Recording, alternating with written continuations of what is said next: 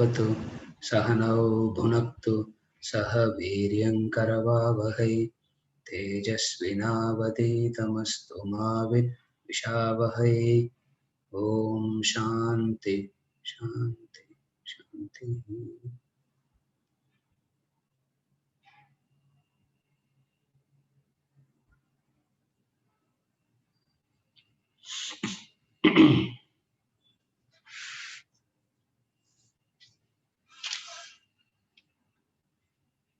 The chapter 4 yogas. In the chapter 4 yogas, we study the topic Karma Yoga, the path of action.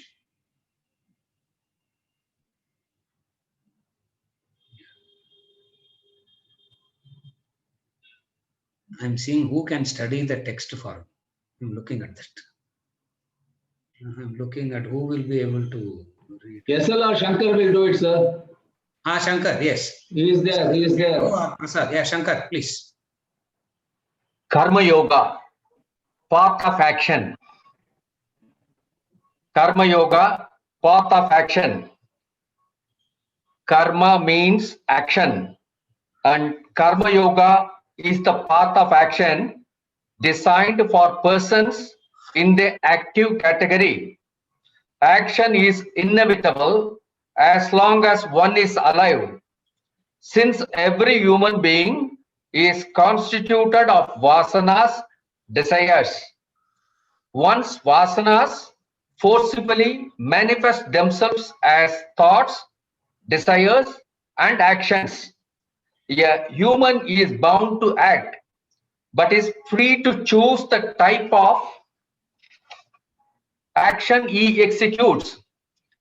Karma Yoga provides the course of right action, leading one towards spiritual evolution. Am I audible, sir?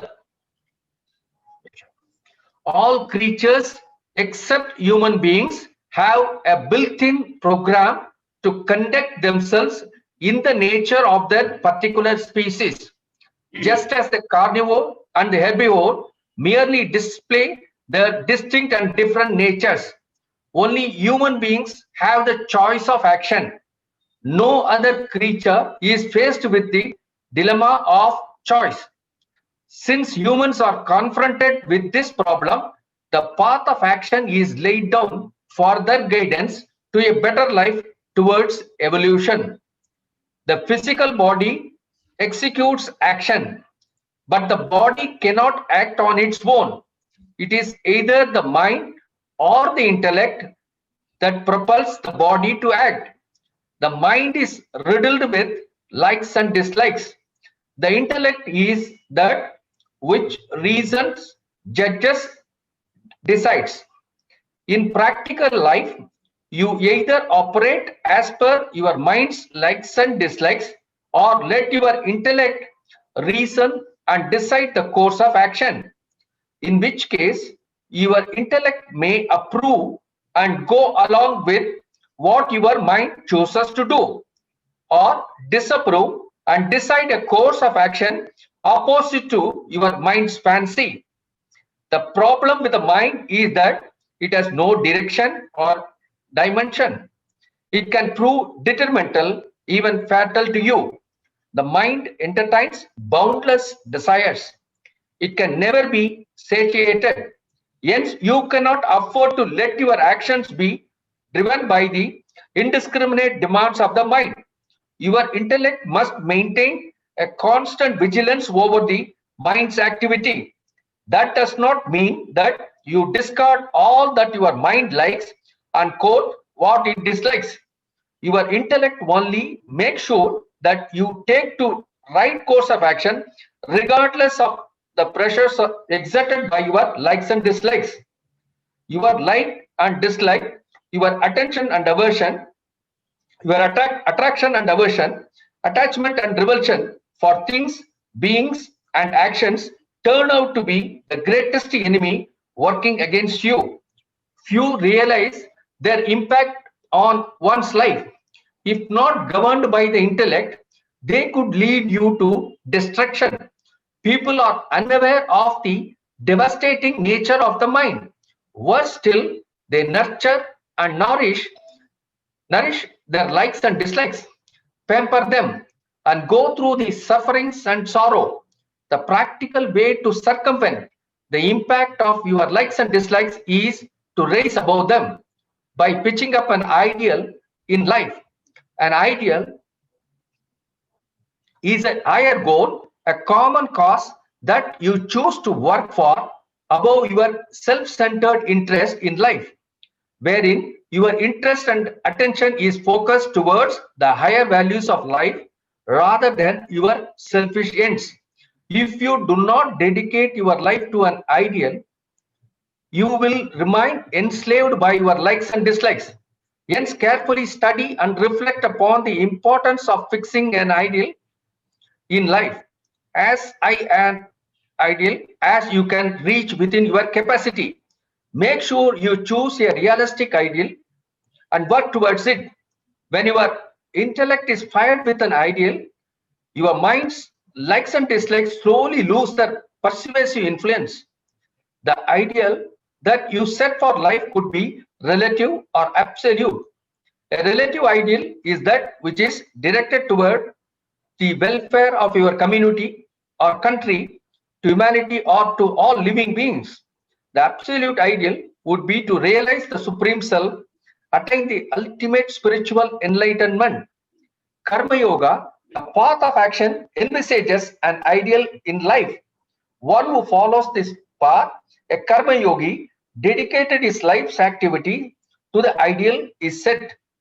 His mind is focused on the noble cause for which he works, while the body is engaged in constant action.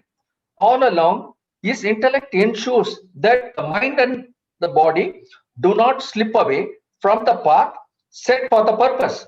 When the mind and intellect are thus pursuing a selfless ideal, the body becomes energized to work. The more he works, the more energy it releases, and with greater energy, work turns out dynamic. The path of action further ensures that energy gained is not dissipated through unproductive channels. There are three distinct ways through which energy drains away. One way is by the mind worrying about the past. The second is through its anxiety over the future of action. And the third, its excitement in the present action. However lofty ideal be, your mind tends to slip into these channels. It loses its concentration on the present action. Your intellect must exercise its strength to hold the mind onto the action whenever it stays away. You must learn to clip the past, clip the future, and plunge into the present activity. Then your action becomes perfect, be it in the material or the spiritual field. With the pursuit of the appropriate yogas, the mind is freed from the bulk of desires. You develop a sense of dispassion, a feeling of renunciation.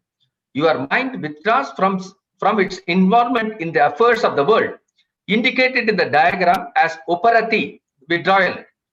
Karma Yoga, Bhakti Yoga, Jnana Yoga. Next step is uparati, which means withdrawal. Dharana, which means concentration. Dhyana, next step is dhyana, meditation. It leads to samadhi, self-realization. When uparati sets in, you develop a mental concentration, dharana, with sustained abstraction from the world and concentration upon the higher. You enter the last stage of meditation, dhyana. And in deep meditation, the single-pointed thought ultimately dissolves in the absolute silence. In that silence, you attain samadhi, spiritual enlightenment.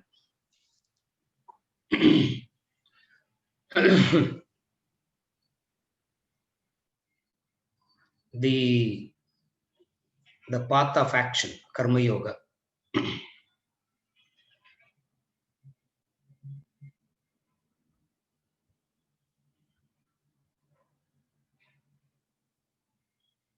Karma Yoga is designed for the active category. if you remember, when we started this when we started the spiritual courses, we spoke about the 4 category: the intellectual, the emotional, the active, and the indolent.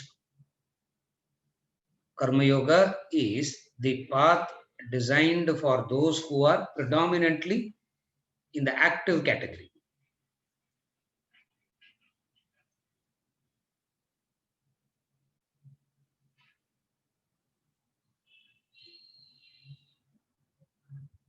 Active are those where the vasanas, their desires are so powerful, so strong that drives them into constant activity. Such a person is active category. Vasanas are very strong, the likes and dislikes are so strong that it drives people into action.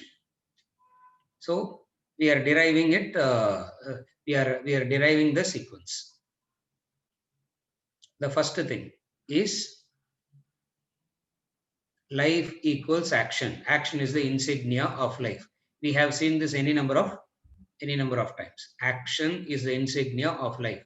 Nahi kaschit kshanamapi jatu tishtatya akarmakrit. You can't remain inactive even for a split second. Kshanamapi, even for a split second. Akarmakrit. You can't be inactive even for a split second. For life equals action. And also we have seen action performed through the 3: the thought, the word, the deed. Life, insignia of action, insignia of life is action, and these actions are performed by 3: the thought, the word, the deed. Manasam, Vachikam, Kayakam. Active type are those whose sometimes you can forcefully restrain yourself. You can forcefully restrain the senses from acting. But you can't restrain the words. Sometimes you can forcefully restrain the body and the words, but the thoughts keep running. That cannot be. Nobody knows how to restrain the thoughts. So the unrestrained thoughts going all by itself, popping out all by itself, is an indicator that you belong to the active category. Again, I repeat. Action happens through these 3: the thought, the word, and the deed. Sometimes it is comparatively easy to restrain yourself from doing anything physically.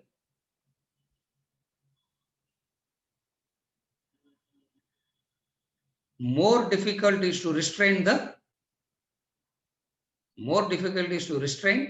words. Either they will speak it very softly, or they will come out of the room and the boss is blasting at you. Now you also want to blast back. Now it is not economical to shout back at the boss. Therefore, what do? You come out of the room and act through words. So action happens through the deeds, action happens through the words. Sometimes you can't even use the words. Yeah. Because even that is very, very dangerous sometimes. So what do? You can forcefully close your mouth, but the thoughts cannot be restrained. Now, who's an active category? Active category are those where the thoughts are not restrained at all. The thoughts are not restrained. It manifests itself forcefully into words and action. Such persons belong to the active category, and the path prescribed for them is Karma Yoga. The path prescribed for them is Karma Yoga. And then you find that the vast majority of human beings predominantly belongs to the category of active, and they have to do karma yoga. So first thing that is established is what is active category. How do you know whether you belong to the active category or not? Then it is established that you have to be in action. Please understand, in Vedanta philosophy, whenever we talk about action, we mean all the three together. It's not only the body action we talk about. Don't misunderstand it as body action, body action. It's not that body action. That is why we have three: manasam, vachikam, kayakam. The thought, the word, and the deed. The thought, the word, and the deed. For human beings, perform actions through all these three. A person who can restrain physically, but the thoughts letting go, that person is called, what is that person called? Mithyacharasya uchyate. He is called a hypocrite. Achara means discipline. Achara means discipline. Mithya achara means false discipline.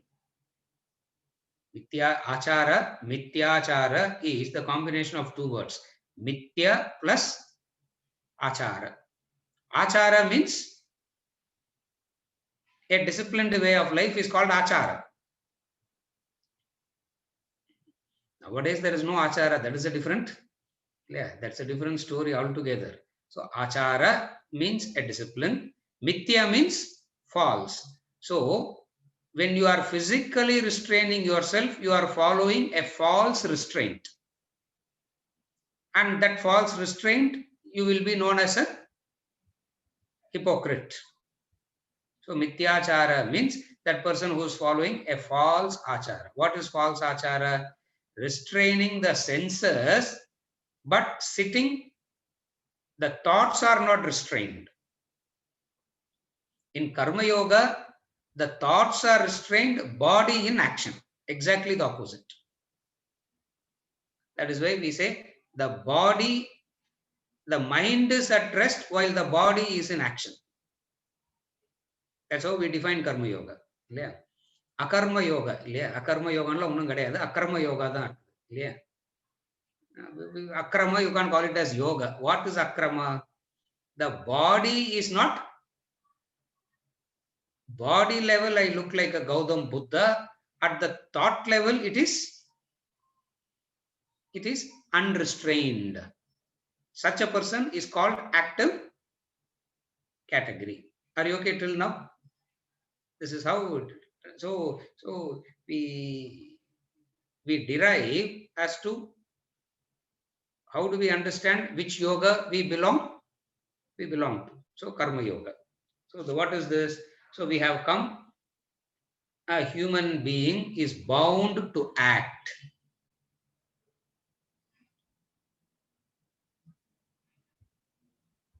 He has no choice of escaping from action. That choice he doesn't have. What is the choice he has?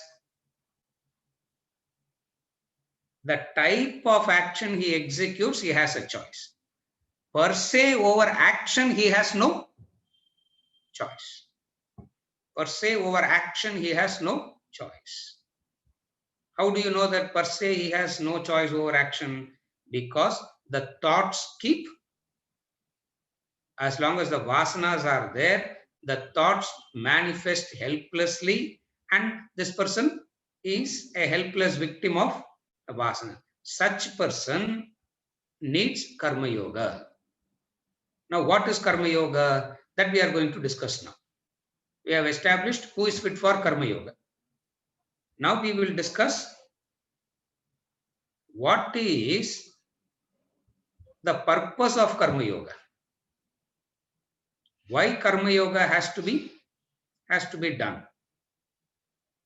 Okay, if you don't do Karma Yoga, what are the consequences? If you want to avoid those consequences, you have to perform Karma Yoga. Okay. What are the consequences of not following Karma Yoga?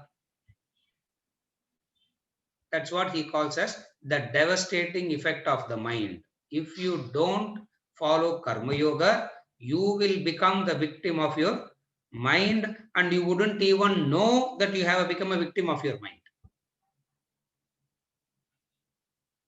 You wouldn't even know that you have become a victim of your mind. How you wouldn't even know that you have become a victim of your mind? Then what is the solution? What is the redemption? How do you redeem yourself? Shastra says, Vedanta says beautifully, you know that you have lost it if you are a victim of Krodha, Lobha, Mada, Matsarya, Bhaya. If you are a victim of Krodha, Lobha, Mada, Matsarya and Bhaya, it means you have become a victim of your mind, and a person who is a victim of these five needs Karma Yoga to purify the mind. What is this five? Krodha, Lobha, Mada, Matsarya, Bhaya. I am sure you will be knowing what this five means. Krodha means anger. Lobha means greed.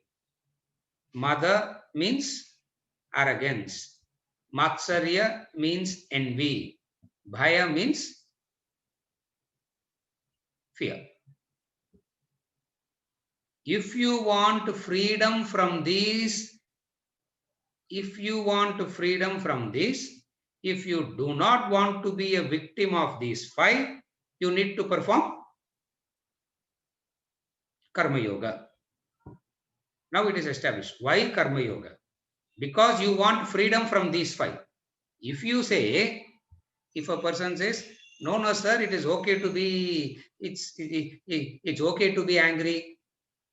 It's okay to be frightened. Once in a while, it's okay to be jealous. Why are you making it a big issue? I only do not know how to handle my boss. I only do not know how to handle my family. Adhu mattum give me a solution. For anger, greed, jealousy and all is very natural and it will be there. Why are you bothered about it so much? If a person says that, we say, to that person, what will you say?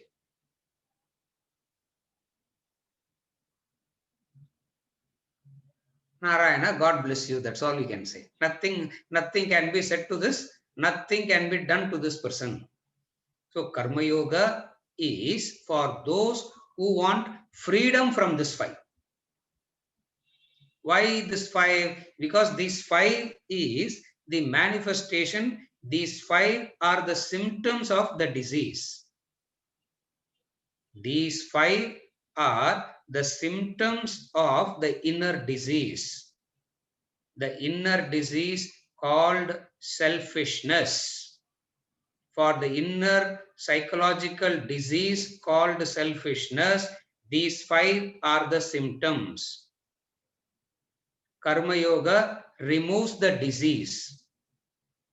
Karma Yoga says, remove the disease so that the symptoms will vanish. So Vedanta is not offering a treatment to the symptoms. It says how to remove the disease from the core. And most of the time, since we are not trained, we know the disease only through the symptoms. And a very efficient doctor is one who will not be carried away by the symptoms, but who can see through the symptoms. Who is an efficient doctor, who is a highly qualified doctor, he will not get carried away by your symptoms.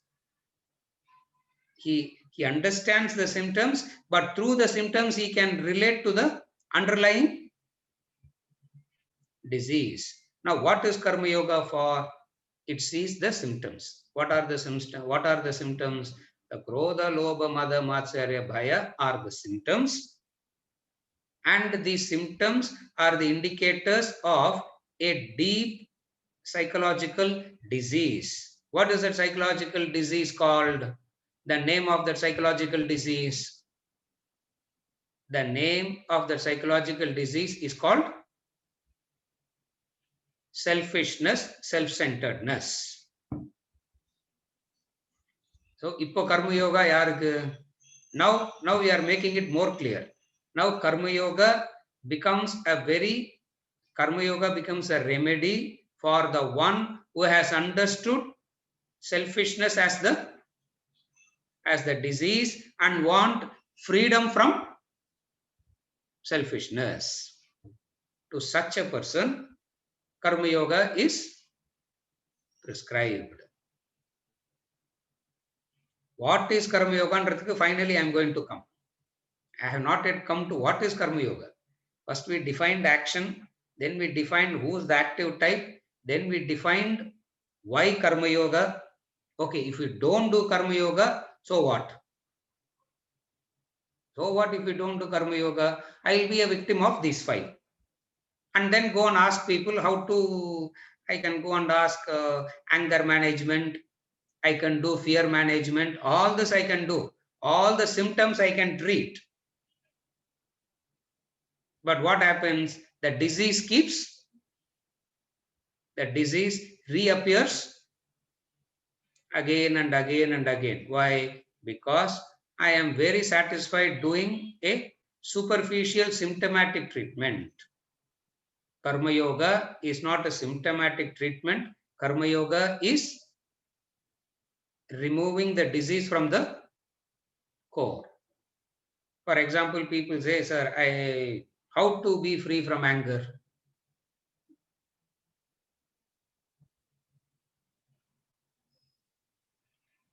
That person can correct me, sir, that is okay. But he should affectionately correct me. அவங்க திட்டுறது கூட okay sir, கோவமா திட்டுறது I can't stand. I said, how can a person affectionately scold? How does it work? Are you able to follow? அது சிரிச்சுக்கிட்டே திட்டணும் sir. How is it possible? It doesn't. So we don't treat with the symptoms. We treat the disease. Karma yoga is for those who wants to deal with the disease called selfishness and self-centeredness. Having said all this, now we discuss what is karma yoga. Idan crux. What is karma yoga?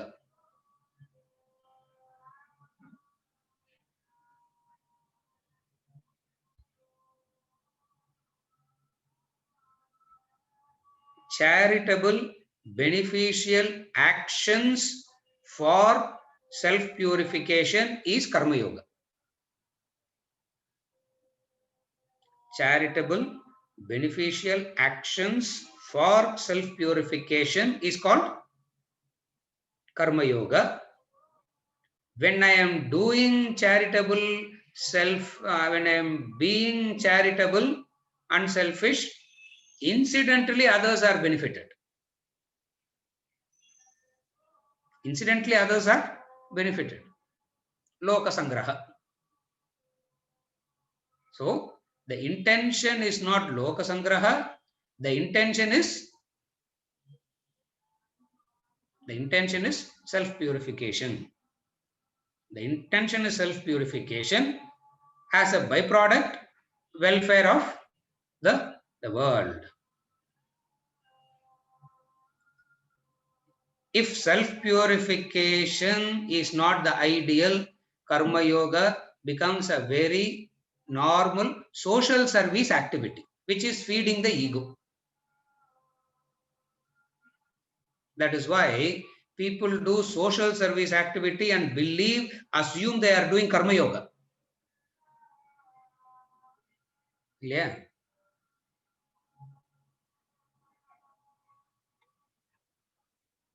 Kansas Brindavan Welfare Association. Shankar. Kansas Brindavan Welfare Association வேலை பண்ணா it is not karma yoga. I work there for the intention of self purification, then that act becomes karma yoga. Are you able to understand the difference? Most of the people, in fact, most of the human beings do not understand this distinction. They believe that mere service. Yeah. You do more and more of service, what will you get? More and more of service you do, lot of punya you will get. Ignorance will still remain the same. Carefully understand. Ignorance will not change.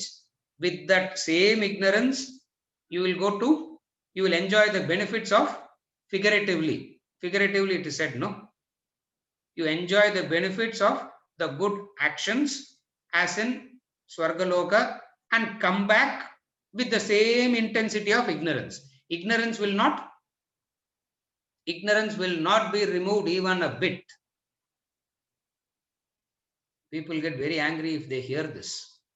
People get very upset, they'll get very angry if they hear this explanation of Karma Yoga. But this is Karma Yoga. Whether we like it or not, this is Karma Yoga. We may say, I don't agree with your definition. That is all right. But the definition of Karma Yoga is this. Are you able to see the difference? I have genuinely served in my office, sir, Karma Yoga. மாசம் salary credit ஆயிடுச்சுனாக்கா அப்புறம் where is Karma Yoga there? மாசம் salary is credited and then I am saying Karma Yoga. What is Karma Yoga? There is no Karma Yoga there. A sincere labor for the salary that I have received is not Karma Yoga. It turns into Karma Yoga only when the intention is very clear. What is the intention?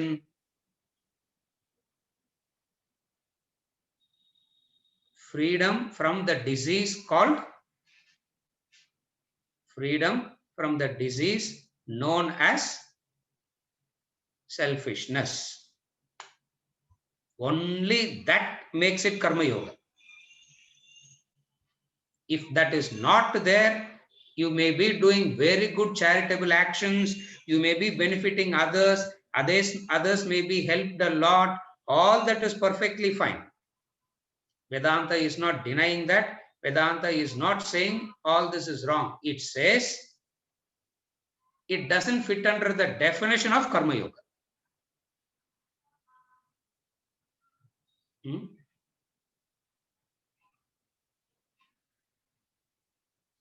If it is slightly difficult to digest or pricking, don't worry.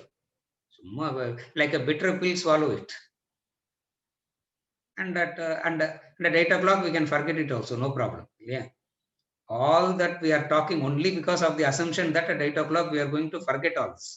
If any one of you is taking it seriously after 8 o'clock, your problem. After that, it's your problem. So when does karma becomes Karma Yoga? Benefiting another is not the primary objective of Karma Yoga. Even though the method is by increasing the circle of identification, benefiting the others is the method, but the ideal is not the benefiting the other. Are you able to follow the difference? The path is that. The path that you take for purification is increasing the circle of identification. But the destination has to be very clear. What is the destination? The destination is not benefiting the other. The destination is self-purification, inner purification. The technical word is called Chitta Shuddhi. The technical word, Vedantic technical word is called Chitta Shuddhi. That is how Karma Yoga reduces the bulk of vasanas.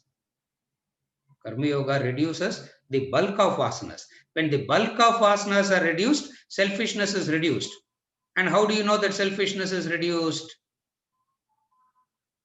Previously, where you are a victim of kama, krodha, lobha, mada, matsarya, bhaya, you will not be that much a victim of this five. You understand? Krodha and bhaya. Krodha and bhaya are the indicators. All the five. We talk about these two because these two can be predominantly felt, but other three is also there. And all these five is a symptom of the disease called self-centeredness, selfishness. All these five are symptoms of the disease called selfishness, self-centeredness. Selfishness, self-centeredness is when I want the whole world to cater to me, is selfishness, self-centeredness. When I understand that the whole world is not designed to cater to me, to that extent selfishness reduces. How do you know the selfishness has reduced? The intensity of anger. Remember, some time back I spoke about the frequency, the intensity, the recovery period. Beautifully, the Vedanta Shastra talks about this. How do you know that your selfishness is reducing? The frequency of these five. The frequency with which these five affects you. The intensity of it. And how long it takes for you to recover. Are you able to follow? In a selfish person, the frequency of these five is very high, intensity is too much, recovery takes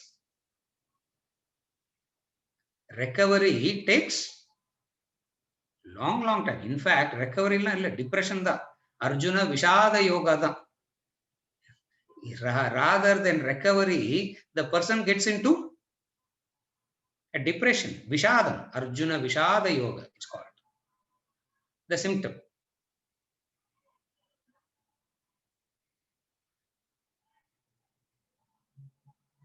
Today we need not talk about Krodha, Lobha, Mada, Matsarya, Bhaya. Today the symptom is far worse than that, which is depression. Today the symptom is far worse than this, because at least these five does something in you. Depression paralyzes you into inactivity. Depression simply paralyzes you, makes you inactive. You sit in one, you just don't move to do. You just do not move to do anything. Depression. Severe depression, inactive. And when you become inactive, what will happen? The smallest thing you will get angry. Yeah, the smallest thing you will get angry. Where you have been so loving and charitable before, suddenly you will become very anger, bitter in words, throwing things around. Gosh.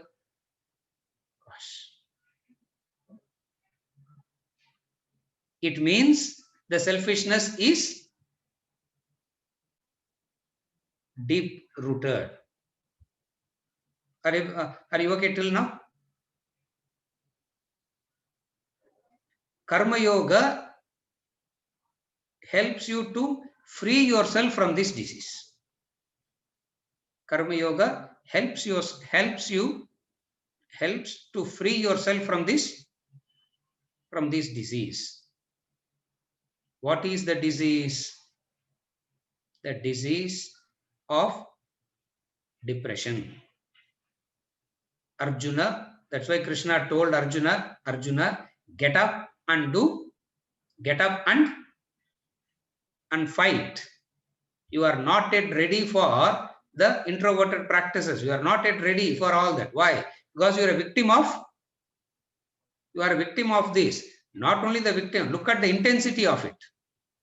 The intensity of that emotion is so strong that he simply gotten himself into a paralyzed state. So, Karma Yoga is the method of taking the focus out of you to the focus on the other. That is where the Loka Sangraha becomes the higher ideal. Working for the welfare of a greater cause becomes the ideal. Plus remember, ideal is not working for a higher cause. Working for a higher cause for what? For inner purification. For inner purification, for self-purification, you work for a higher cause is Karma Yoga. This is how Loka Sangraha becomes a very important part of Karma Yoga. Are you okay till now? This is where Karma Yoga becomes a very important part of Loka Sangraha becomes a very important part of Karma Yoga.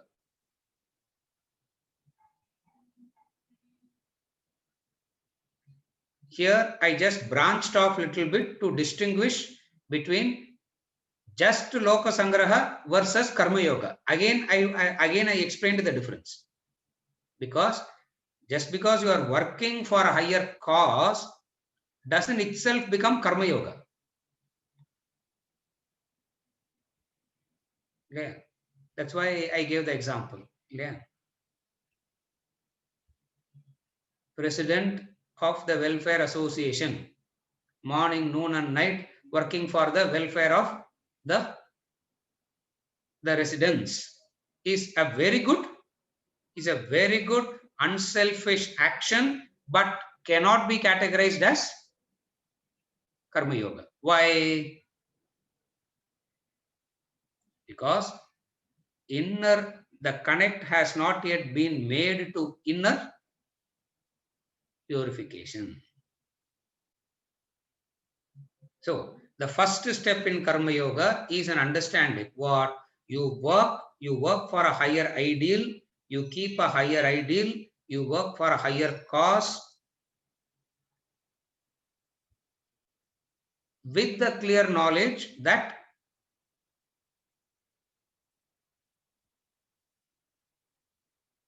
this is for your inner purification. But you see, most of those who are doing the social service activity, activist and all that, they will be more arrogant than others. They will be more vulnerable. They are more susceptible for all these emotional fluctuations than the rest. Why? Because they have assumed that they are in a superior. They have assumed that they are in a superior state, and the very fact that they are in a superior state means the whole world must listen to them. Why? Because I am working for a higher cause. Because you are working for a higher cause doesn't mean the whole world is going to give you a certification. So first thing about Karma Yoga is what? A higher ideal. A higher ideal. All these 6 paragraphs, I'm trying to put it in all these 6 paragraphs, 8 paragraphs that he has discussed, I'm just putting it in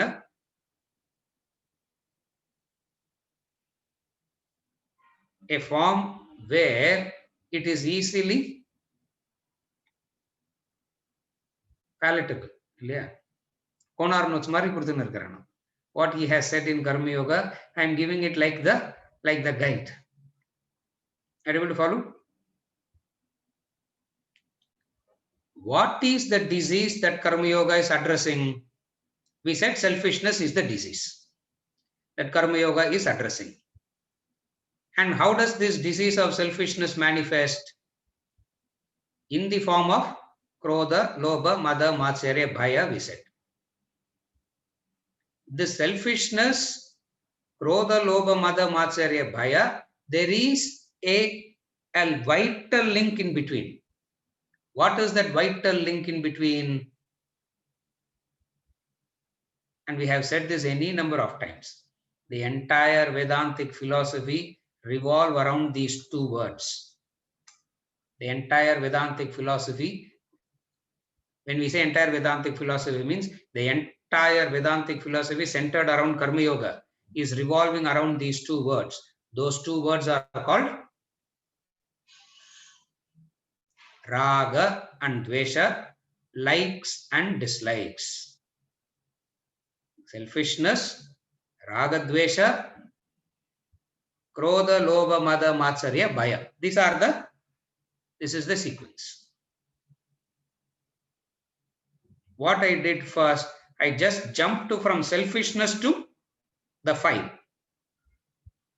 Now I am bringing in that additional factor and clearly establishing the chain. What is it? Selfishness to Raga Dvesha.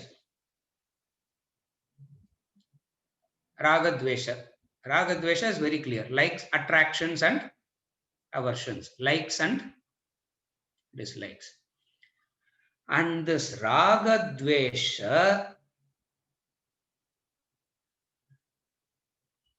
destroys a person, and that person doesn't even know that it is the destructive force.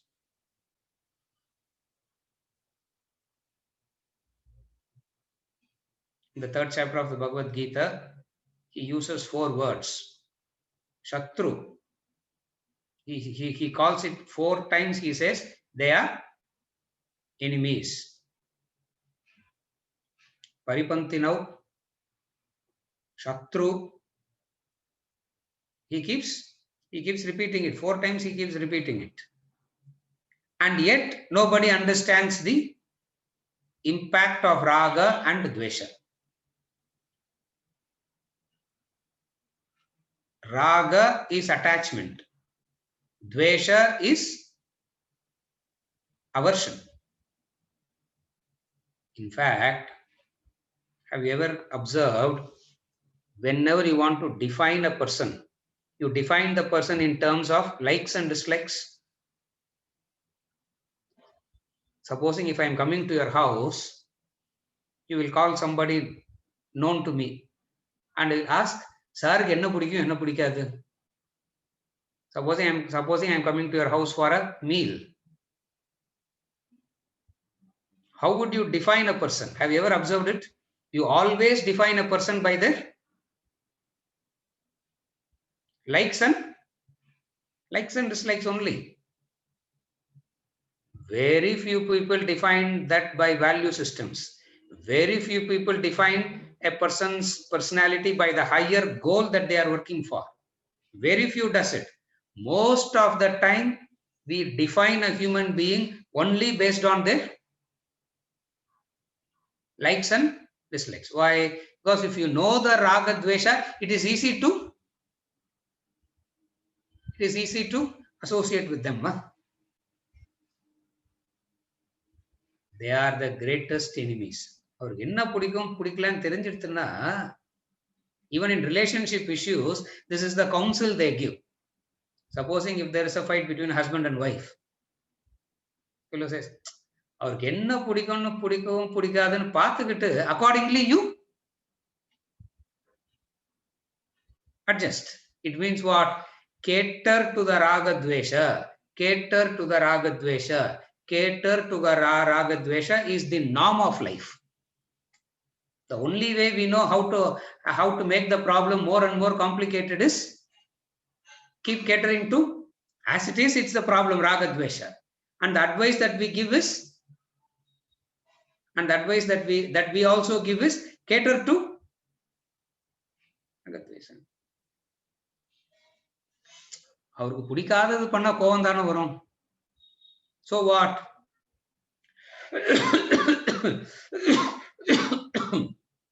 So what?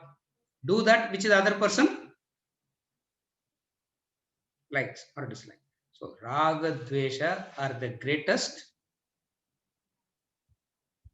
Raga dvesha is the greatest enemies. Raga dvesha is the greatest enemy. They are the greatest enemies. And these enemies doesn't come directly.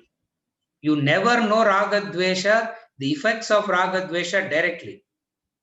You know the effects of raga dvesha through the symptoms. That's why the symptoms are very important. That's why we keep talking about the symptoms all the time, because raga dvesha per se looks harmless.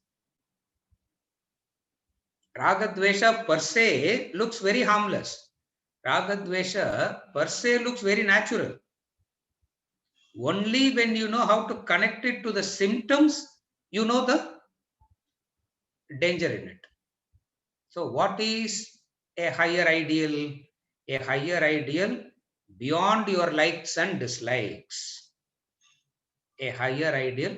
So Karma Yoga says a higher ideal above your likes and dislikes.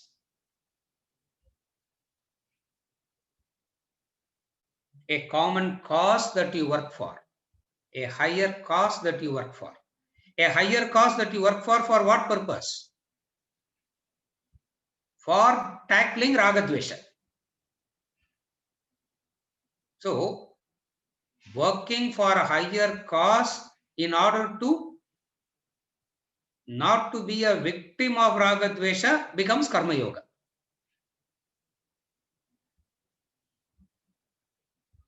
Are you able to follow? Clear that? Now what is karma yoga? Working for a higher cause with the clear intention of you should not be a victim of raga dvesha is karma yoga.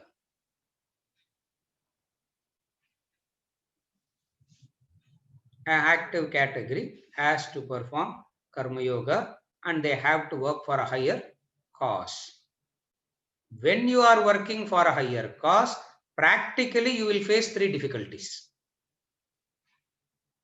The practical three difficulties that you will face is the non-cooperation of the mind in three ways. The practical difficulty that you will face is the non-cooperation of the mind in three ways. What is the non-cooperation of the mind in three ways? Worries of the past, anxieties of the future, excitement in the present. Jvaraha in the present. Feverishness in the present. So, the three ways in which the mind doesn't cooperate. What are the three ways in which the mind doesn't cooperate? The worries of the past, the anxieties for the future, and feverishness in the present. Where there is feverishness in the present, there cannot be, where there is worry and anxiety or feverishness, there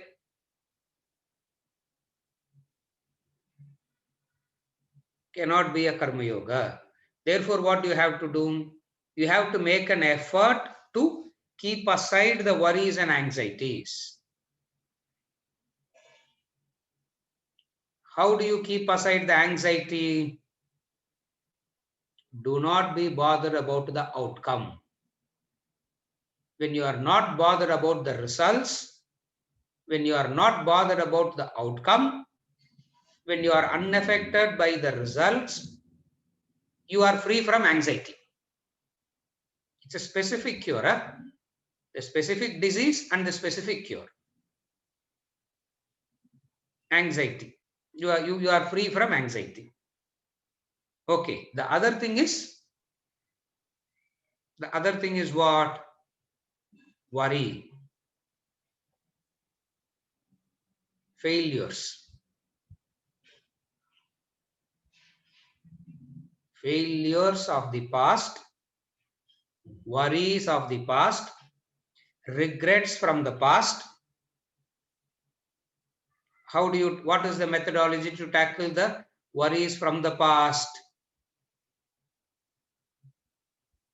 How do you tackle the anxiety, the regrets and worries of the past? What is a specific method for that? Do not be result oriented. We said is very clear for the anxiety. Similarly, what is it for? What is it for? The worries. The practical method, the specific cure for the worries of the past is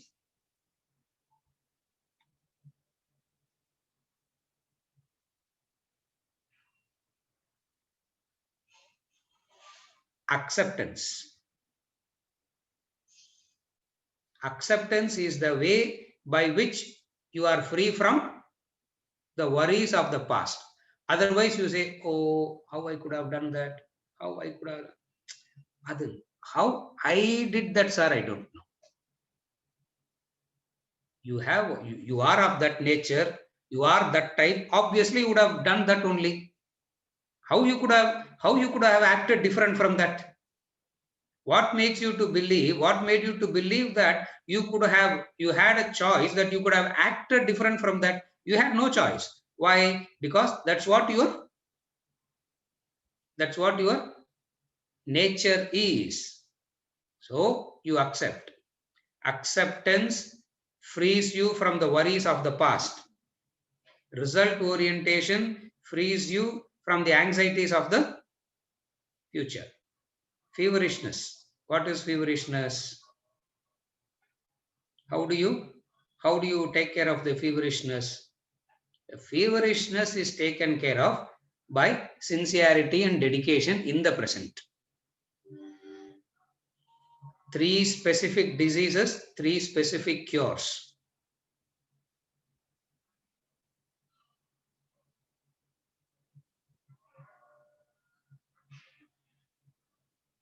And you can't get better than this. And you can't get anything better than this knowledge. 3 specific diseases, 3 specific cures. By these, what happens? The intensity of raga dvesha is reduced. When the intensity of raga dvesha is reduced, the frequency, the intensity, and the recovery period from krodha, lobha, mada, matsarya, bhaya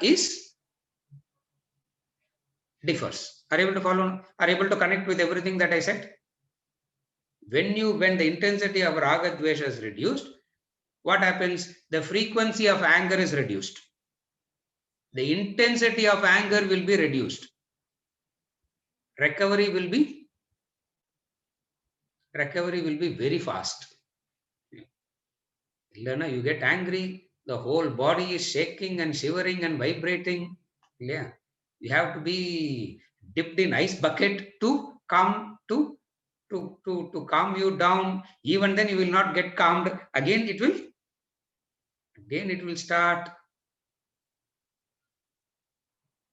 By these karma yoga, working for a higher ideal, for the purpose of reducing the raga dvesha, and the indicators of the reduction of raga dvesha is the frequency, the intensity, and the recovery period of krodha, lobha, mada, matsarya, bhaya. All these put together is the benefit of karma yoga. All this put together is the benefit of karma yoga. Higher ideal means working for a higher cause. And working for a higher cause is not the ideal of karma yoga. Working for a higher cause is the ways and means to the end. The end is purification, is the end. The way is loka sangraha. Don't misunderstand the per se. If you are working for loka sangraha, that itself can be called as karma yoga. Don't misunderstand. Don't misunderstand it to be that way. Why? Because it turns into Karma Yoga only when purification, freedom from Raga Dvesha is connected. Working for a higher cause, because by working for the higher cause alone, you can be free from your Raga Dvesha, you do those actions. This is called Karma Yoga. These three practices combined, Karma, Bhakti, Jnanam, these three practices combined, where does it lead you to? It leads you to the Uparati, Dharana, Dhyana, Samadhi. That's the diagram in the book. Why are we doing these three yogas? The purpose of doing these three yogas, Uparati, Dharana, Dhyana, Samadhi. This is Karma Yoga. This is Karma Yoga. So we have seen all the three yogas, Karma, Bhakti and Jnana Yoga, leading to Uparati, Dharana, Dhyana, Samadhi. Before we move on to the next chapter, renunciation, next session, I would quickly talk about all the three yogas combined, so that any clarifications in relation to the three yogas, we will take it up, and then we move on to the next chapter called renunciation. This chapter is over today. The chapter 4 yogas is over. But again, what I would do, I would quickly summarize all the three yogas combined in one session, and then see the three yogas leading naturally to a state of Uparati, Dharana, Dhyana and Samadhi. So that entire roadmap we would analyze, and then we will move on to the next chapter called renunciation. So Karma Yoga is for the active type who wants freedom from Raga Dvesha, and they have to work for a higher ideal. And when they are working for a higher ideal, they accept the past, they are very sincere and dedicated in the present, not bothered about, unconcerned about the result. All this we have seen in bits and pieces separately. What I did today, I just combined, I just put everything together in one sequence, where Karma Yoga, at least theoretically we know what Karma Yoga is. Brahma, we will do it. At least theoretically we know what is Karma Yoga and what is not Karma Yoga. With this, I conclude the session for today, and we continue next week again with the same discussion of the three yogas, Uparati, Dharana, Dhyana, Samadhi. Mr. Venkatachalam has got a question. Yeah, I'll just see it. Yeah, I didn't realize. If self-centeredness as much a disease as selfishness, yes, both are one and the same. Selfishness and self-centeredness is one and the same. Is it that self-centeredness is opposite of humility, the virtue of yogi? The opposite of self-centeredness is not humility.